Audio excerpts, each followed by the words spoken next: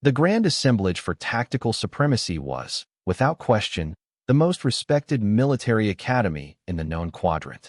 It floated in the silent vacuum of the Orion Arm, a crystalline lattice of spinning rings and glowing domes that looked less like a school and more like a god's abandoned jewelry box. Within its hallowed halls, the best and brightest of a dozen species came to learn the art of war from masters who had practiced it for centuries. It was a place of immense prestige, crushing pressure, and an atmosphere of academic arrogance so thick you could practically use it for cover. The student body was a menagerie of galactic might.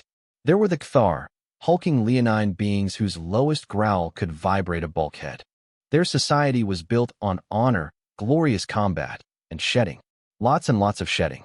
Then there were the Xylosians, slender, multi-limbed insectoids whose minds operated like hyper-efficient quantum computers, capable of running quadrillions of strategic simulations per second.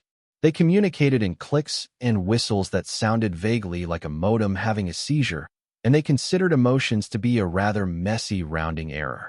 You also had the Gel, amorphous blobs of sentient ooze who were masters of infiltration, and the Orions, avian creatures with feathers of spun light and a natural grasp of three-dimensional fleet maneuvering. Each species brought its unique evolutionary advantages to the table.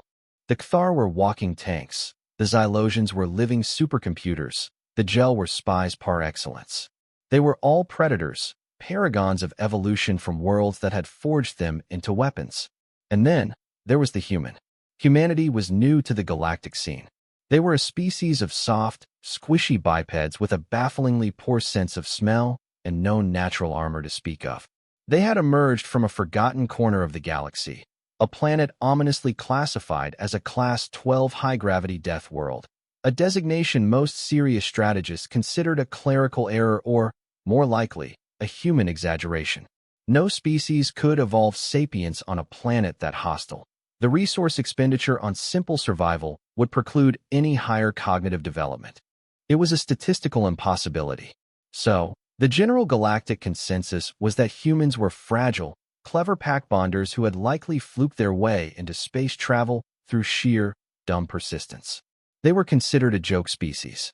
Their diplomats were oddly charming but prone to nonsensical emotional outbursts. Their military doctrine was a chaotic mess of conflicting theories. They were, to put it mildly, not taken seriously, which made the presence of one at the most elite military academy in the galaxy a source of constant, low-grade amusement. His name was Jake Miller, and he was, by every conceivable metric, the most unremarkable creature at the assemblage. He wasn't toweringly strong like the Kthar or blindingly intelligent like the Xylosians. He had the standard human arrangement of 2 arms, 2 legs, and a face that was mostly symmetrical. His uniform, standard gray for all cadets, seemed to hang on his frame with a sort of polite apology for taking up space. He was of average height, average build, and possessed a head of brown hair that obeyed gravity with a distinct lack of enthusiasm. But the most peculiar thing about Jake Miller was his silence. In the grand lecture halls where High-Claw Forelag of the Kthar roared about the glory of the frontal assault, Jake would just sit and write. Not on a data slate, like any civilized being, but on a pad of processed wood pulp with a graphite stick. It was an affectation so primitive it was almost avant-garde. While Mind Civ Zalter, the Xylosian head of strategy, filled the air with a cascade of hypersonic clicks detailing the elegant mathematics of orbital bombardment, Jake would simply nod, sketch a few diagrams, and continue his silent scribbling. His silence was not one of fear or intimidation, which was what confused everyone. New cadets were supposed to be terrified. They were supposed to quake in the presence of legends like Forelag, whose ancestors had conquered star systems with their bare claws, or Zalter, who had mentally checkmated the entire Gel fleet during the Slime Wars. Jake, however, just seemed patient. He sat through lectures on terrifying xenofauna and advanced psychological warfare with the placid expression of a man waiting for a bus. The human, Forelag grumbled to Zalter one cycle, his deep voice a rumble of contained thunder. They were observing the cadets in the mess hall from a high balcony. It does nothing. It sits. It eats its nutrient paste with that unnerving placidity. Does it even comprehend the lessons? Forelag's mane, a magnificent ruff of black and silver fur, bristled with irritation. Zalter's multifaceted eyes whirred, focusing on the small biped below. Analysis. The human subject displays a resting heart rate inconsistent with the ambient stress levels of this institution. Its posture is relaxed, suggesting a lack of situational awareness or a fundamental misunderstanding of its own fragility. It is, by all logical metrics, a defective prey animal, the Xylosian clicked. Prey, indeed, Forlag snorted, a puff of hot air misting the crystalline railing. Yesterday, in my lecture on shock and awe tactics, I projected a hollow vid of the Battle of Xylos Prime. The gel cadet regurgitated its nutrient sac. The Orion fainted. The human, I believe it yawned, a physiological response to oxygen deficiency, Zalter offered. Perhaps its respiratory system is inefficient. Another mark of its primitive design, their condescension, was the air the Academy breathed. The other cadets followed suit. They would leave a wide berth around Jake's table, not out of respect, but the way one avoids a strange piece of debris. He was an anomaly, a curiosity, the living embodiment of a punchline. The quiet, soft, useless little human who had somehow gotten into the big leagues. And so, Jake Miller continued to sit, to listen, and to write in his strange little notebook, day after day. He was a ghost in the machine, a whisper in a hurricane of galactic ambition. No one knew what he was thinking. No one bothered to ask. They had already made up their minds. They had concluded, with the impeccable logic and overwhelming evidence of their own superiority, that he was simply out of his depth. They were, of course, catastrophically wrong. The inciting incident, the moment the first crack appeared in their carefully constructed reality, came in the form of the final examination. It was not a written test or a physical trial. The assemblage was far beyond such crude metrics. The final exam was a legend, a nightmare whispered about by cadets in hushed tones. It was a rite of passage from which no one emerged with their ego intact. It was called the Crucible. More formally, it was the T-9 unwinnable scenario, colloquially known as the Siege of Tartarus 7. It was a command simulation, a hyper-realistic, full-sensory immersion designed by the Academy's most sadistic minds. The premise was simple. The cadet would take command of a small, outgunned garrison on a remote moon, tasked with defending a vital communications relay against an overwhelmingly superior enemy force. The enemy was a composite of the worst traits of every known aggressive species: the ferocity of the Cthar, the strategic genius of the Xylosians, and the relentless, swarming numbers of the Klaxian hive mind. The simulation was designed to be impossible. The odds were insurmountable. The enemy AI was adaptive, ruthless, and had never been defeated. Not once. The goal of the test wasn't to win. Winning was a statistical impossibility. The goal was to test a cadet's grace under pressure. How long could they maintain command cohesion? How effectively could they mitigate losses? At what point would their command structure break down under the relentless, soul-crushing certainty of defeat? The best score ever recorded was holding out for 37 standard minutes before the command center was breached, and the simulation ended in a blaze of simulated glory and very real failure. Forlag and Zalter announced the exam in the main amphitheater. A palpable wave of dread washed over the assembled cadets. Feathers drooped. Mandibles chittered nervously.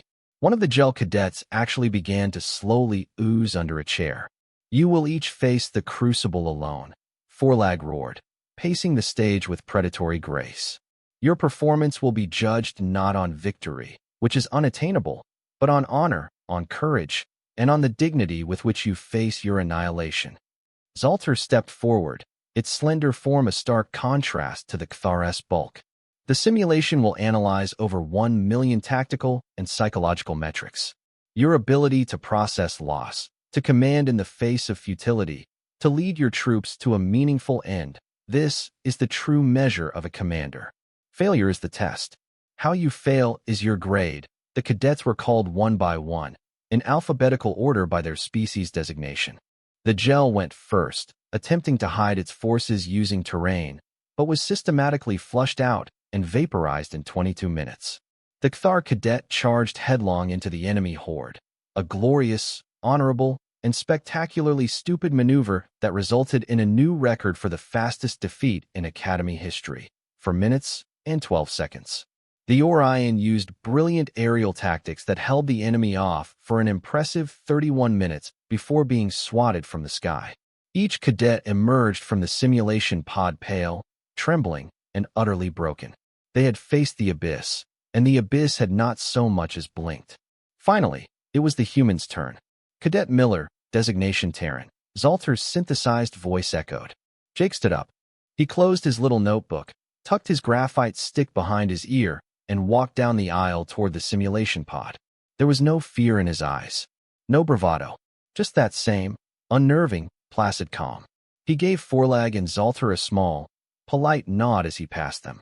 Try not to liquefy too quickly, human, Forlag rumbled, meaning it as a piece of genuine, if condescending, advice. Jake just smiled faintly. I'll do my best. High claw. He stepped into the pod. The door hissed shut, sealing him inside. In the observation theater above, the main screen flickered to life, showing the command interface Jake now saw. A 3D holographic map of the Tartarus, 7-moon base, his meager forces represented by little blue icons, and a sea of hostile red icons flooding in from all sides. A countdown timer appeared in the corner, 30:00. Below it, a status indicator, garrison integrity, 100%.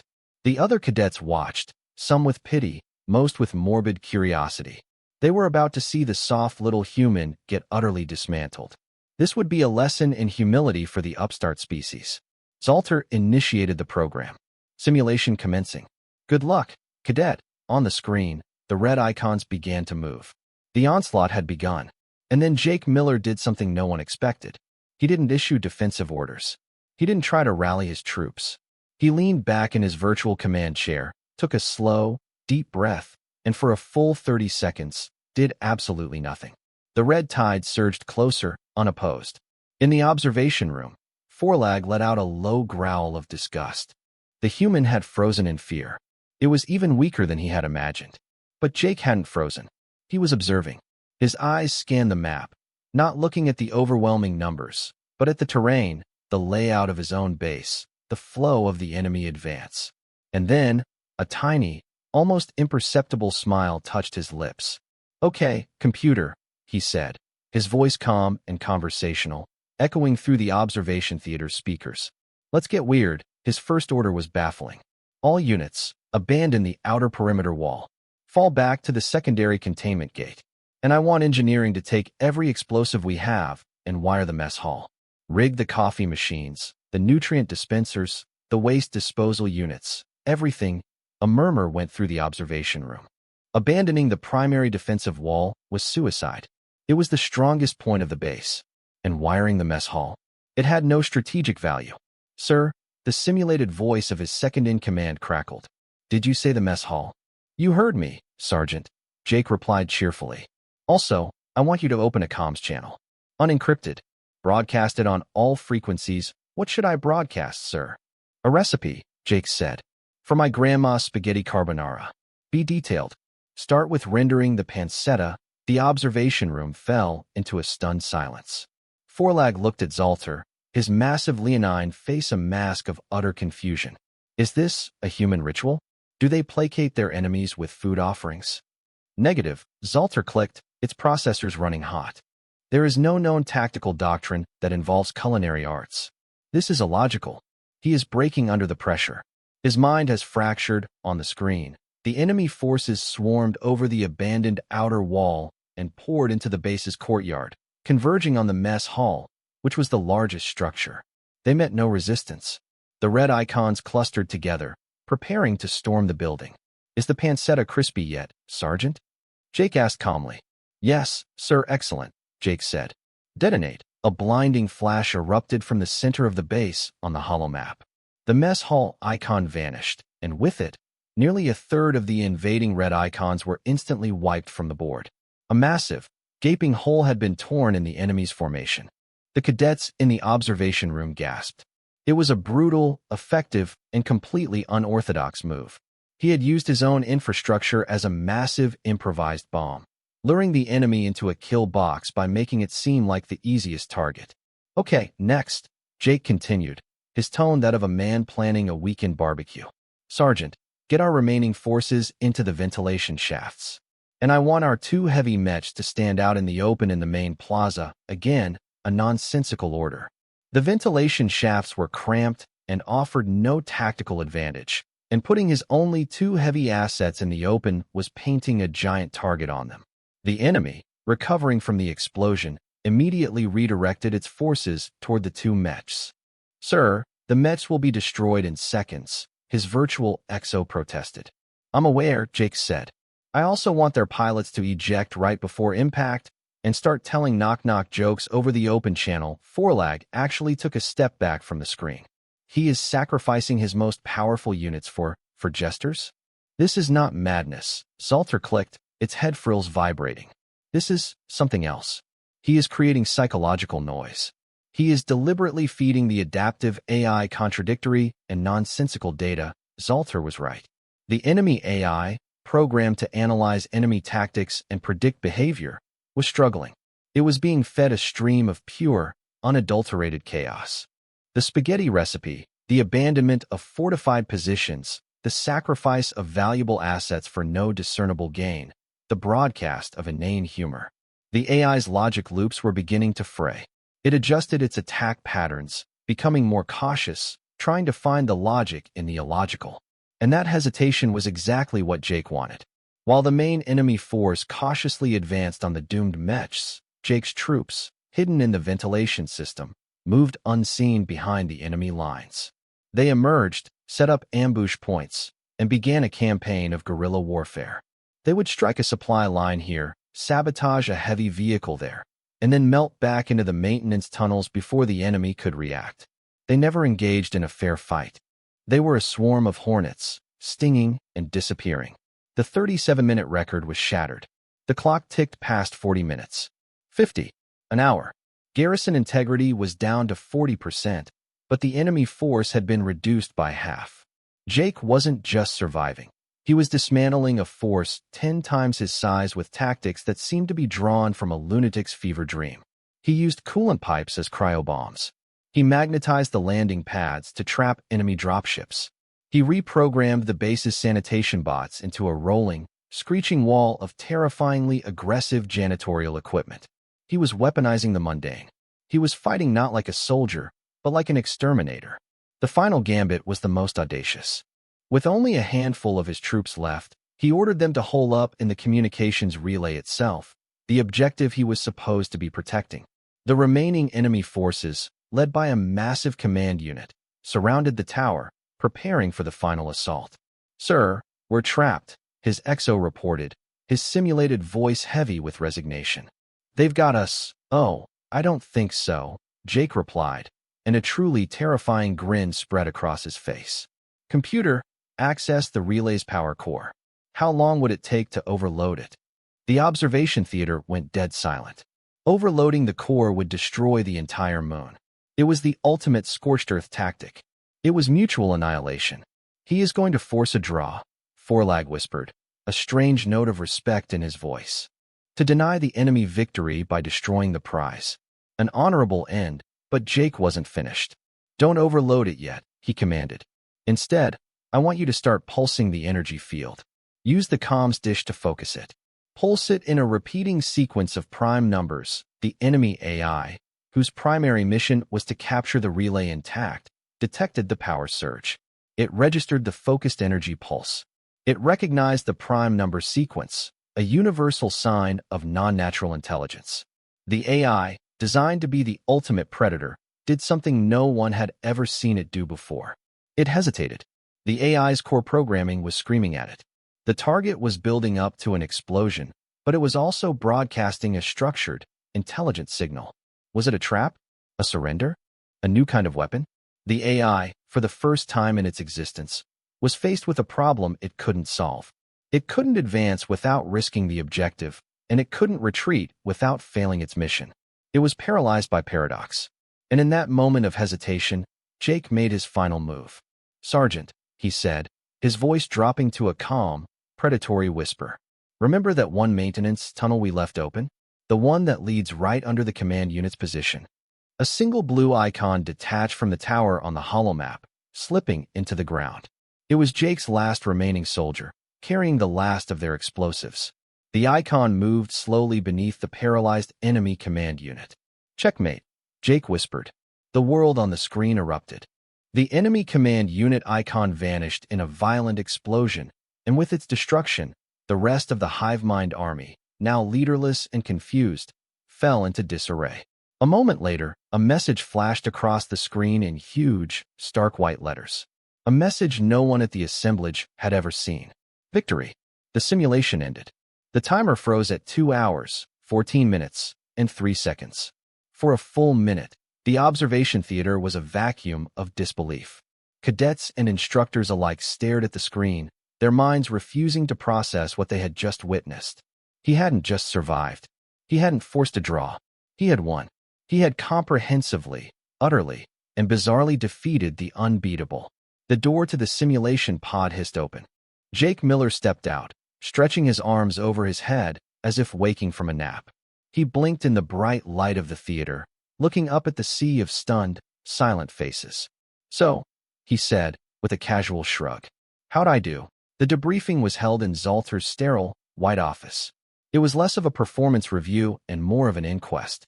Forlag paced the room like a caged animal, his tail lashing back and forth, while Zalter remained unnaturally still, its multifaceted eyes fixed on the human sitting calmly in the center of the room.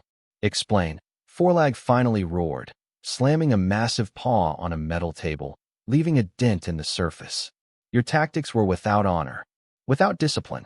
They were the ravings of a madman. They worked, though," Jake pointed out mildly.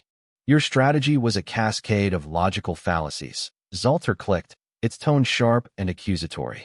"You abandoned fortifications. You sacrificed elite units for no tactical gain. You employed culinary distractions. No sane commander would ever conceive of such a battle plan. It defies all known models of strategic theory. We believe you cheated. That you found an exploit in the simulation's code." Jake leaned forward, a patient look on his face, the kind a teacher might give to a particularly slow student. "I didn't cheat," he said. "I just treated the enemy AI like what it was." "And what is that?" Forlag demanded. "A predator," Jake said simply. "A very smart, very logical apex predator. But you designed it with one crucial flaw. It's never known true fear. It's never had to deal with prey that bites back in ways that don't make sense," he continued, his voice taking on a professorial tone. "Back on Earth, we have a saying, asymmetric warfare. It's what you do when you're smaller, weaker, and outgunned. You don't fight their army, you fight their mind. You introduce chaos, uncertainty, and absurdity. You make the safe places feel dangerous and the dangerous places look safe. You do things that are so completely insane by their rulebook that they start to question the rules themselves. You don't try to win the game. You make them forget how to play." Forlag and Zalter stared at him, uncomprehending. The concepts were alien to them. War was about strength, numbers, superior tactics. It was a form of violent mathematics. This was psychological vandalism. "Absurdity is not a viable military strategy," Zalter insisted. "This asymmetric warfare. Where could your species have possibly developed such a primitive doctrine? Your planet's history shows no major interstellar conflicts. You have never been invaded. You have never fought a technologically superior foe. Who was your enemy? Who did you fight that taught you to weaponize madness?" Jake's calm expression finally broke. He chuckled, a soft, dry sound that held no humor. "Who did we fight?" he repeated. "Everyone. Everything. All the time." Zalter, frustrated and seeking concrete data, finally did what it should have done months ago. Its slender fingers flew across a console, accessing Terran military archives. Cross-referencing Cadet Miller, Jake. Service record. A file appeared on the main holographic display. It was dense with text and code names. Zalter had dismissed it before as propaganda, filled with the typical exaggerations of a young, insecure species. Now, it read the words with dawning horror. "Operation Jungle Viper," Zalter read aloud, its synthesized voice flat with disbelief. Subject: Miller led a 4-man team on a 2-month reconnaissance mission in the Amazon basin. Engaged in persistent, low-intensity conflict with local fauna. It paused. Data query. What is an anaconda? Analysis. A constrictor reptile capable of consuming a Cthar juvenile. What is a jaguar? Analysis. a solitary ambush predator with a bite force sufficient to crush a Xylosion's exoskeleton. What is a bullet ant? Analysis: a collective insect organism whose venom induces pain, classified as beyond the galactic scale for neurological trauma. Zalter's head frills began to tremble. It scrolled down. Operation Winter Serpent. Subject survived for 3 weeks in the Siberian exclusion zone after his transport crashed. Temperature -70 degrees Celsius. Sustenance: foraged flora and 1 Siberian tiger. The file included an image of the creature. It looked like a smaller, more ferocious version of Forlag. Forlag stopped pacing. He stared at the picture, then at Jake, then back at the picture. For the first time, the high claw looked uncertain. Zalter kept reading, its voice growing quieter, more strained. It read combat logs detailing urban warfare in bombed-out cities, fighting against enemies who used civilians as shields. It read about deep-sea operations in crushing pressures, battling not just enemy combatants, but the environment itself. It read about surviving sandstorms that could strip paint from a starship's hull, about navigating swamps filled with poisonous everything, about climbing mountains where the air was too thin to support Xylosian life. The logs weren't about fighting grand armies. They were about survival. They detailed a relentless, grinding war against a planet that was actively, maliciously, trying to kill them at every turn. Earth wasn't just a high-gravity world. It was a world where the water could be poison, the insects could be lethal, the animals were hyper-predators, the weather was a weapon, and the deadliest thing of all was often other humans. Finally, Zalter came to a summary file, a threat assessment written by a human general. The core of human strategy is the understanding that survival is not guaranteed. We evolved on a planet that doubles as a biological arms race. Every creature is armed, armored, or venomous. Our weakness, our lack of claws, fangs, or carapace, forced us to develop our only true weapon, the mind. Not a mind for linear logic, but a mind for desperate, chaotic, unpredictable ingenuity. We are not the strongest, nor the fastest. We are the most adaptable. We survive because we learned to weaponize everything: rocks, sticks, gravity, our own social structures, and, most importantly, the expectations of our enemies. Our greatest strength is that we look soft. We look harmless. We look like prey. And we have learned to use that assumption as the greatest camouflage of all. The room was silent save for the hum of the life support. Forlag slowly sank into a chair, his massive frame looking smaller than it had a moment ago. Zalter retracted its limbs, its body tightening into a ball of pure, existential shock. They looked at Jake Miller. They saw not a soft, fragile biped. They saw a survivor. They saw a creature forged in a crucible far hotter than any simulation they could design. They saw a representative of a species that had clawed its way to sentience on a planet that was, by all galactic standards, a literal hell. A species that fought things more terrifying than the Klaxian swarm in its own backyard for sport. The way he sat so quietly in class, the way he calmly took notes, the way he faced their most terrifying lessons with a placid expression, it wasn't ignorance. It wasn't a lack of awareness. It was boredom. Zalter's multifaceted eyes swiveled to the small human. Its voice, when it finally spoke, was a barely audible series of clicks. Your home world, the designation, Class 12, it is not an error. Jake shook his head. Nope. Gravity's about 30% higher than galactic standard. The axial tilt gives us dramatic seasons. Most of the life is carbon-based and competes for the same resources, so it gets a little aggressive. It's home. It's actually quite beautiful. You should visit. Just, don't drink the water, don't touch the plants, and for God's sake, don't try to pet anything that looks fluffy. Forlag stared at his own massive, clawed hands. He, a Kthar warrior, a descendant of conquerors, had felt a sliver of fear facing the simulation. This human had treated it like a puzzle. He imagined a world where everything, from the insects in the air to the fish in the water, was a potential threat. A world where you could be killed by a tiny, brightly colored frog. His warrior's pride, his entire species' identity, felt suddenly, comically inadequate. Jake stood up, brushing a piece of lint from his uniform. So anyway, I think I passed, right? I'm starving. Is the mess hall still serving that green nutrient paste? I'm kind of craving it, neither instructor answered. Zalter was still staring at the combat logs, its brilliant mind trying to recalibrate its entire understanding of the universe.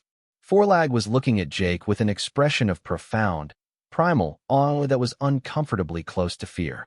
Later that cycle, in the secure servers of the Galactic Council, a low-level Xylosian clerk, following an encrypted directive from Mindsieve Zalter himself, quietly accessed the species threat assessment file for Terran.